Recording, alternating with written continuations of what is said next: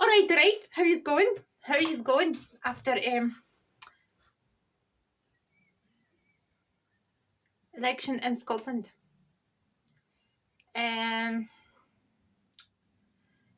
Here's the thing.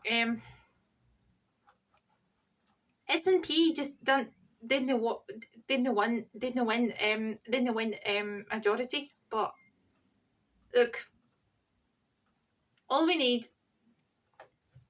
is SNP and another pro-independence party form a government and actually vote for independence and fight for a referendum for another independence for Scotland. Together, we can make Scotland free. We can help Scotland regain independence yet again. So there's a chance. I'm not got it. Look, I'm not got it. SNP got 58 seats at the parliament. So if they create a majority with another pro-independence party such as Scottish Green Party, which have 15 seats in Scottish Parliament, so that'll be what Scotland needs. That'll be full 73 seats. So together they create majority and then can vote together for another referendum for independence, Scotland, for independence. All right. What is more? What is even more exciting? And I feel pure buzzing about it. The rest of Celtic nations are preparing their ways to exit the fucking UK. All right. Because in Northern Ireland, pro-independence party won. Anyways, pro-independence party won. In Scotland, my dear Scotland, pro-independence party won. So, if they come together, because I have to tell you that the Celtic nations got fucking enough, the constraints of fucking union. They've got enough. So, Celtic nations, from now on, united together, they're going to fight for independence together. They'll be stronger together. So I think that England and fucking Westminster got a problem if Celtic nations are going to invade them one bonny day and fight for independence. We never ever give up, man. We're going to fight for independence till our last breath, alright?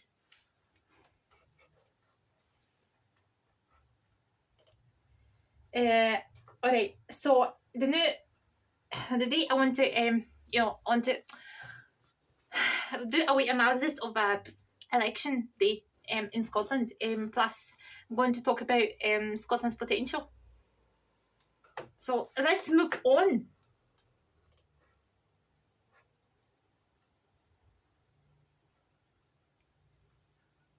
Alright. So let me tell you this. Scotland has spoken. Scotland has spoken at last. Loudly, clearly, definitely. And beneath all that, the grey northern skies, we go beneath the rain-soaked streets of Glasgow, Dundee, Inverness, Aberdeen. Beneath every salt-stung coastal town. And the Isles. Islands. Highlands. Every pure proud wee village wrapped in blue and white. There was a feeling which Westminster will never understand. Let me tell you this. A feeling of awakening. I should call it awakening, because a feeling of of unfinished destiny staring once again the heart of this ancient nation, this ancient passionate nation. All right. So 2026 election, let me tell you, this was never just about seats, was never about percentages of graphs on the smug chart of political pundits sitting comfy in London studios pretending they understand Scotland. No, this election was about the soul of Scotland herself. So it was about whether this will develop in itself whether people still carry fire in their hearts, and whether the drama, whether the dream of freedom still breathes beneath the surface of years after years of obstruction, being smothered, contempt and betrayal. So, and Scotland answered yes, aye. A pro-independence majority has returned to Holyrood once again. For a fifth time. To be clear, let me be clear here. It's not my job here. It's not my job to support any political party here. Alright? Let's make it clear here. I support independent Scotland. I want Scotland to be independent. So as you, I strongly believe so. So, the Scottish National Party, well, stormed a massive victory for a fifth time in history. Not outright majority, no, but let me tell you that I'm not at it, because this is in the arithmetic of the Scottish Parliament that demands 65 seats for majority.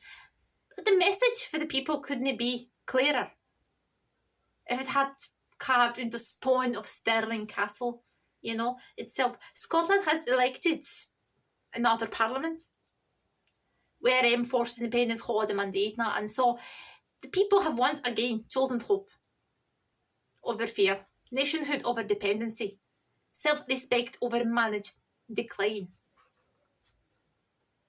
And the SNP tell me that SNP got the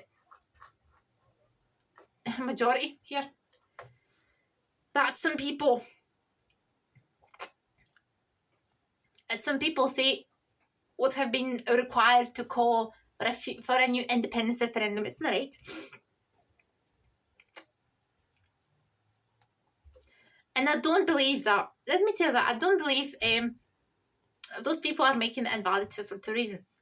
First of all, they would not have supported the SNP's call for an independence referendum, even if the SNP had won 70 seats, man. And we all know that this is true. We all know that these people are amongst the most untrustworthy and commentariat, which itself has become pretty untrustworthy over the years, man. Secondly, man, the idea, seriously, that one party speaks for the whole country. Well, this is an issue. It's ridiculous, man. So there are plenty of Labour voters who support independence. There are plenty of Liberal Democrat voters who support independence. And let me tell you this. This is a stated policy of the Green Party as well. There are pure hundreds of Scottish Greens members who do as well, who do support independence. So, who's also readily apparent is that a Scottish Parliament it would an overwhelming majority for independence supporting parties, But the parties that are sworn in, John Swinney is going to be under immense pressure to give the Chamber debate would have taken place in the event of SNP majority. The Chamber almost certainly vote in favour of another independence referendum by a large margin. Is the responsibility, man, of John Swinney, here's the man, to take that case to the fucking London government? The government that has very difficult moral and ethical question to answer at that point. I would ignore the democratic. Let me tell you this, let me be clear. If it wants to, ignore the democratic will of the people, in that case, the people of Scotland and other Celtic nations is welcome to try. But that has never had a happy ending in the history of the politics. And standing beside the SNP are the Scottish Green Party with 17 seats. 15 voices committed to Scotland's right to choose her own future. 17 mere declarations that as a nation refuses to be silenced. Together, these parties now carry the responsibility, history upon their shoulders. Together, they carry the hopes of millions. No, isn't it time for division? Isn't it time for time to wait, to stone in one place and waiting for hee-ho, waiting for fucking mercy? the fucking Westminster. No, it's enough, man. It isn't the time for ego. No, it's not the time for timid politics or cautious whispers. Now is the time to unite, alright? Because Scotland doesn't have endless time left to waste. So look, I can feel it in my bones, so in my instincts, in that deep ancient pool that every Scot carries weather, admit it or not. Scotland is standing on the edge of something enormous, man. The tide is moving. The old structures are crumbling around us. Westminster is weaker than every morally, politically and economically, and it's still, they cling, let me tell you, Westminster, they cling to Scotland with desperate horns because they know exactly what Scotland is worth. They know Scotland is rich. They know Scotland is rich in energy, rich in resources, rich in talent, rich in intellect, rich in culture, rich in charms, beauty, and rich in history, rich in spirit, and rich in fate to the last blood droplet. This is true that it never once spoken too loudly. So for generations, Scotland has been told to think small. Scotland was intimidated, to shrink herself, to doubt herself, to believe she is too poor, too weak, too incapable to stand as a normal, independent nation, despite nations for smaller thriving all across Europe, man. This is outrageous. Scotland has been psychologically battered into dependency by a British establishment, terrified of losing her wealth, her power, and her strategic importance. And still, Scotland rises. Let me tell you that. This is remarkable, man. You know. Think about this nation. No matter how often she is dismissed, how often she is ignored, her voice constantly is ignored time and time again, exploited or mocked. Alright? Scotland still rises. Like heather, breaking through stone. Like fire refusing to die in the ashes. The election proves it. The people look at Westminster chaos. They look at broken promises. Broken promises of the Gether campaign. The 2016, remember that, alright? They broke 10 promises for Scotland. They look at the Brexit dragged over Scotland's head against her democratic will. They look at collapsing public trust, soaring inequality, privatisation, corruption, and economic stagnation. And they said enough. Enough! Scotland, doesn't belong chained to decisions she didn't vote for. Scotland didn't vote for Brexit. Scotland didn't vote for austerity. Scotland didn't vote to have her resources stripped while communities struggle. Scotland didn't vote to be treated like a regional inconvenience instead of a nation. And yet that's exactly what Westminster continues today. This is how independence matters now, more than ever, man. It's not some romantic fantasy as some of you may think, you know. Not as some nationalist slogan, but as survival and necessity, democratic self-defence, man. Because every year Scotland remains trapped in this union of pish. Decisions about her future are made elsewhere. Her energy controlled elsewhere. Her imagination policy decided elsewhere. That's ridiculous, man. Her economic direction dictated elsewhere. Her voice diluted elsewhere. This isn't partnership. This isn't democracy. This isn't equality. This isn't dependency. This is what it is, man. A dependency dressed up as unity. Meanwhile, Scotland possesses enough renewable energy potential to power several times over. Scotland sits on vast natural wealth, oil, gas, wind, tidal power, freshwater, food production, world-renowned universities, scientific innovation, cultural power punches above the size of the weak nation on the map. Scotland should be flourishing, thriving. Instead, too many communities feel abandoned. Too many young Scots leave, searching for opportunities elsewhere. Too many pensioners struggle, so as disabled people. Too many workers are scratched, breaking point by Westminster government, Scotland didn't elect, continue imposing policies Scotland rejects. This is how this election matters so deeply, man. Because it shows the dream is alive. And it turns out, despite throwing an independence movement, despite the years of media hostility, despite far campaigns and constitutional blockades and that, so despite every attempt to exhaust people into submission, Scotland still returned a pro-independence parliament. This is resilience. This is conviction. This is national will, you know. And now it becomes the hardest part of all, action. Because SNP and Scottish Greens must now stand shoulder to shoulder with courage and clarity. They can't drift into caution. They can't allow Westminster to endlessly delay democracy yet again. The people who voted for independence are exhausted with waiting. Exhausted with polite requests, exhausted with constitutional games where Scotland's democratic voice is treated as optional. A mandate means nothing if it's never acted upon. And I see that with every fibre of my emotion in me. So Scotland can't afford another lost generation. The young people of Scotland deserve better. They managed decline under a Westminster rule.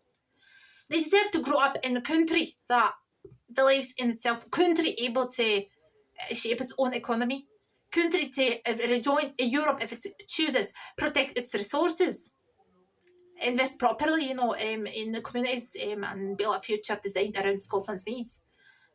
Not England's electoral calculations. This isn't anti-English. It never has. This is about democracy, about dignity, about self-determination. Every normal nation has the right to choose its own path. Scotland should be no different. I think of the generations, before us and dreamed of this moment, those who marched, those who campaigned, those who carried saltire flags through the rain, storm, and that ridiculous, because they believe Scotland deserved better. Some of them are no longer here to say that in this election, but their spirit remains alive. You can feel it, man. In every chant of Alba Gubrath, in every flag hanging for windows, in every trembling voice saying, maybe, just maybe, freedom, it's closer than ever before. Because this isn't merely politics anymore. This isn't history, this is history pressing against the door. Scotland must answer it with courage. Fight like a lion. Scotland, fight like with intelligence, fight with unity, fight with passion, fight with relentless determination. Do not allow yourselves to be divided by bitterness or purity tests on pity and fighting. Westminster thrives when Scotland tears itself apart. We can't allow it anymore. The independence movement is strongest when it remembers the bigger picture, freedom itself. The road ahead will not be easy, man. Let's face it. But Westminster will resist with everything it has, alright? The British state doesn't surrender power willingly. There will be a fear campaigns again. Let me tell you that. Smears again. Economy threats again. Endless attempts to undermine Scotland's confidence again. But look, people of Scotland, they're still standing, still believing, still dreaming. The march more than anything. Because once a nation truly begins to believe itself again, something that it becomes impossible to stop forever. I believe it with my heart that Scotland is reaching that point now. This election wasn't the ending of the story. It was the beginning of the next chapter, a chapter where Scotland stops asking politely for permissions to exist as a nation and starts demanding the democratic rights every nation deserves. A chapter where pro-independence parties understand a scale of the moment before them. A chapter where courage matters more than caution. The world is changing. They rapidly around us. Old systems, are shaking. Economies are transforming. Energy transitions are reshaping power itself. Scotland has every single tool necessary to thrive that future, but only if Scotland controls Scotland. This is the heart of it all. No hatred, no division, no grievance, hope. Hope that Scotland, became the country I was always capable of being. A fairer country, greater country. What a fair country, confident country, a free country, right? Across the ancient land of glens and cities, islands and shipyards, poetry, rebellion, there are people daring to believe again. So, every Scot who voted for independence, who campaigned, who never gave up even at exhaustion setting, hold your heads high. The fire still burns. And now, together, let us fight like hell. Let us fight like hell to deliver Scotland her independence at long last. For Scotland, for freedom, for whiskey, for the generations still to come. Alba, good breath. Right, now I wanted to, as I said, I wanted to present you a wee speech about Scotland's potential, so I'm doing it now. Let's move on. Alright, so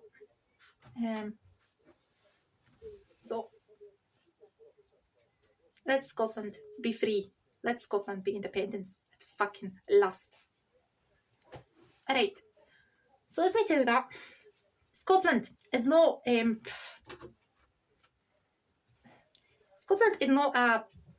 small nation.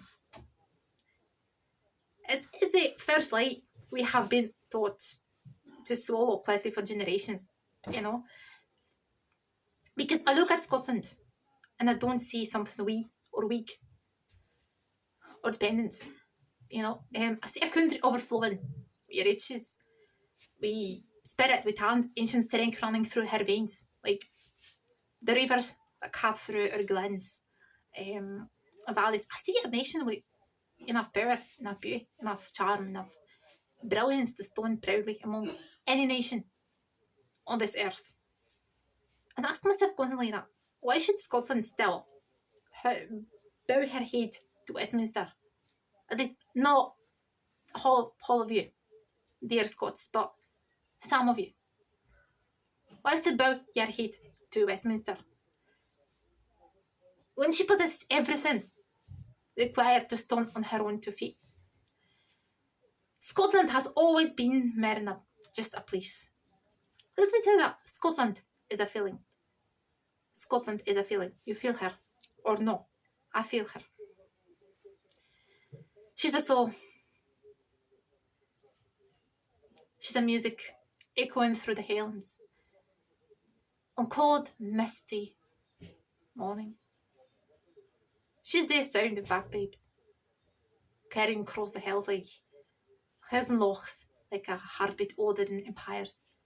She's folk songs sung in boozers with tears in the eyes and fire in the chest. Scotland's music isn't manufactured. Noise, you know, is memory, pain, rebellion, love, and pride wrapped together in melody. For ancient ballads to modern artists, Scotland creates culture that travels the world because there's something raw and honest about this Scottish spirit. The people recognise instantly. Let me tell you this. And then there's Scottish talent. Westminster would have us believe Scotland survived because of London, yet Scotland has given the world inventors, engineers, writers, scientists, doctors, philosophers, and artists for centuries. The modern world itself carries Scottish fingerprints everywhere. From Alexander Fleming to James Watt, for Robert Louis Stevenson to Robert Burns. For shipbuilding giants, the Clydes. The modern renewable innovation. Scotland has never lacked brilliance. What Scotland has lacked is freedom to fully harness the brilliance for herself.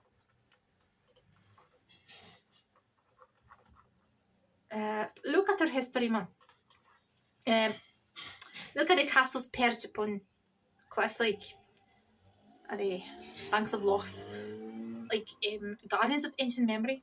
Like look at the Bannockburn, look at the Stirling Bridge, look at the Culloden Moor. Look at the clans, the tartans, the stories whispered through generations. Scotland has a heritage soaked not only in beauty, but in resistance. Because Scottish spirit is like, it's so powerful, it's like a warrior, who never stops fighting. We were never people who surrendered easily. The spirit of defiance runs through this country like wildfire across the heather. And our languages, Scots, Gaelic, they're treasures in themselves, man. Westminster governments treated them for years as embarrassments rather than jewels. Yet within those languages lies Scotland's true heartbeat, our honour, humour, our poetry, our identity, right? A nation without languages was part of its soul. A nation without culture declines. And Scotland has spent too long being encouraged to forget a piece of herself in order to fit nearly into somebody else's union. That's fucking ridiculous. But beyond culture, beyond history, beyond identity, Scotland possesses resources vast enough to make independence not merely possible but natural. The renewable energy potential alone is staggering. Scotland is staggering. Scotland has wind that could power nations, tides that crash against our shores with a tamed force, landscapes capable of producing clean energy for generations. The North Sea doesn't simply belong to corporations and Westminster accountants, man. Scotland's energy wealth should belong to Scottish people. So it should build Scottish hospitals, Scottish infrastructure, Scottish futures. Instead, for decades, Westminster squandered oil wealth that could have transformed Scotland permanently, much like Norway transformed itself with foresight and ambition. Scotland's oil funds are one of the greatest missed opportunities in modern European history. Let me tell you that. And every Scot should know exactly what was taken for this nation.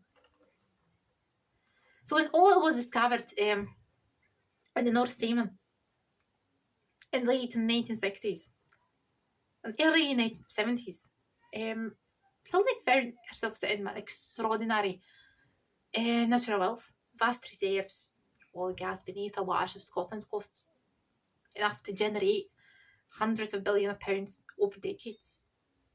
Even then, people understood what it could mean for Scotland's future. It could have transformed the country permanently. And yet Westminster treated the wealth that is Scotland's inheritance, but as a convenient cash machine for a British state. Look, countries with vision understood immediately, let me tell you that, what oil wealth should become. Look at Norway, first example. Establish a sovereign wealth fund, often simply called an oil fund, where profits for oil and gas were carefully invested for the future of the Norwegian people, instead of burning through the money recklessly. Norwegian people, instead of burning through the money recklessly, Norway protected it, grew it, and used it to secure future generations. Scotland, meanwhile, saw her oil revenues disappear into thin air. Directly into there, we are treasury in fucking London. This is heartbreaking. Imagine what Scotland could have built if even a portion of those revenues had been protected in the Scottish Oil Fund. Entire communities could have been regenerated after industrial decline. Modern infrastructure could have been revitalised. Public service could have been strengthened for generations. Scotland could have created one of the strongest sovereign wealth funds in Europe. Instead, what Westminster did, governments often use oil revenue simply to patch over economic problems elsewhere in Britain. Look, the wealth flowed south of Scottish communities were repeatedly told there was no money. This is how oil fans matter emotionally, as much as they economically symbolise control, ownership, self-respect. A sovereign oil fund isn't, tell that, merely a bank account. It's a declaration that's an intent to protect wealth of future generations, instead of allowing it to vanish into short-term political spending. It says its resource belongs to the people. And Scotland's case cuts especially because the scale of the lost opportunity is enormous, man. During the height of North Sea production, Scotland's waters generated extraordinary so revenues year after year after year. So a famous slogan is Scotland's oil. Wasn't it fantasy or nationalism? Invented for everywhere. But now it reflected a sample reality. Much of the oil geographically lay in Scottish waters. Yet Scotland had little direct control of the routes produced it. Even today, energy remains one of the Scotland's greatest strengths, as the gas and matter. Even while Scotland simultaneously possesses some of Europe's greatest renewable energy potential. That combination is, incredibly rare. So Scotland has the opportunity to be both the energy-rich traditional producer and the renewable powerhouse of the future. So which is the way many independent supporters see the oil fund issue as symbolic of the wider relationship with Westminster itself. Because of them, the question is simple. If Scotland can control Scotland's own wealth, then who truly benefits the union? The tragedy isn't merely that the money was spent. The tragedy is that Scotland was never allowed to decide for herself what should have been done with it. And yet, look at that. There's the water. Pure clean water. Lochs, rivers, alright? The most precious resources on earth. Scotland is blessed with an abundance of fresh water, but much of the world faces shortages. Lochs, rivers, rainfall aren't just in the report postcards. They are national assets of enormous value. Whiskey too. Whiskey. Scotland's amber gold. Whiskey carries Scotland's name proudly into every corner of the world. It's history in a bottle. Tradition in liquid form. Crafted with patience and pride. Entire economics are built around around Scottish whiskey exports. Yet too often Scotland sees only fragments of the wealth generated for her own treasures. What angers me the most, isn't it merely exploitation itself, but the expectation that Scotland should simply accept it quietly. Fucking Westminster, alright, has grown rich with Scotland's resources. Let's face it. While constantly speaking of Scotland as though she's somehow incapable of survival without England's permission. That's pish, man. That's fucking pish. The contradiction alone tells the whole story. And this is how the words are from. Let me tell you that. Scotland doesn't need charity. Scotland needs control. And let's face now, let me tell that this is how the words of Robert Burns still thunder across time with such force. You obviously know the poem with the words freedom and whiskey gang together. For it has been known for ages past, freedom and whiskey gang together. So take off your drum. Slanjabar and Alibi Gubrath. He was very right because these words matter today. These words matter the most today. Freedom and whiskey gang together. So let me explain that. How that is. Those aren't just charming words for a tourist to print on tea towels. Burns understood something elemental about the Scottish soul, Scottish spirit, Scottish heart, Whiskey represents Scotland's identity, craftsmanship, warmth and pride, freedom. It presents dignity, self-determination and the right of a people to govern themselves. Burns link the two together, because both are expressions of nationhood itself. Without freedom, even the richest resources become chains in someone else's hands. Burns knew that the nation stripped of political power eventually loses confidence in its own worth. And that is precisely why those words matter so much today. Scotland's fight for independence isn't rooted in hatred. It's rooted in restoration. Restoration of belief, restoration of control, restoration of pride. So freedom matters because decisions about Scotland should be made by the people who live upon Scottish soil, who understand Scottish communities, who care about Scottish futures, not by Westminster government Scotland repeatedly rejects at the ballot box. Democracy itself becomes hollow when a nation is endlessly dragged where it does not wish to go. This is Scotland's moment now. No tomorrow, not sometime in the future, no. It's high time for action. The world is changing rapidly, Mum. Let's face it. Nations are size thrive all across Europe.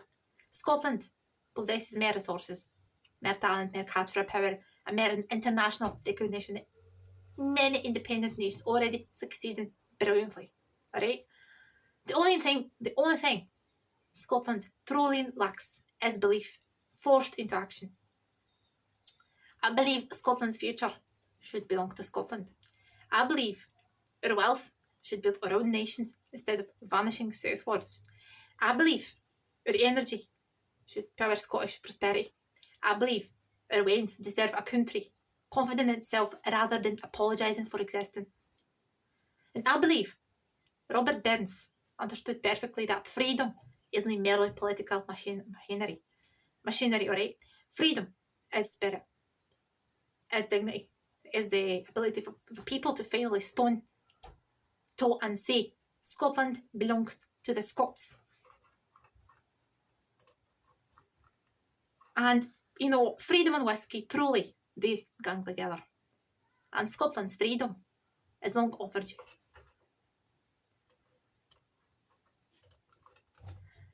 So, let's make independence happen, united together.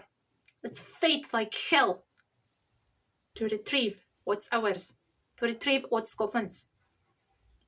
Because freedom and the whiskey gang together.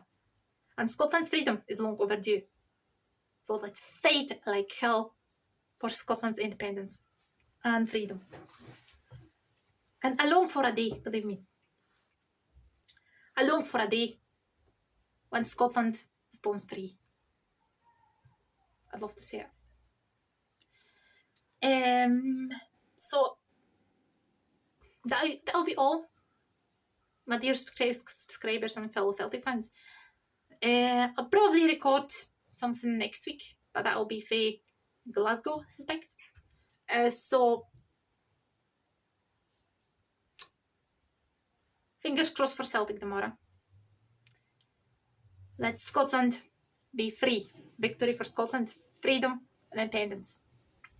Now is the moment. Alba Gubrath. See yous.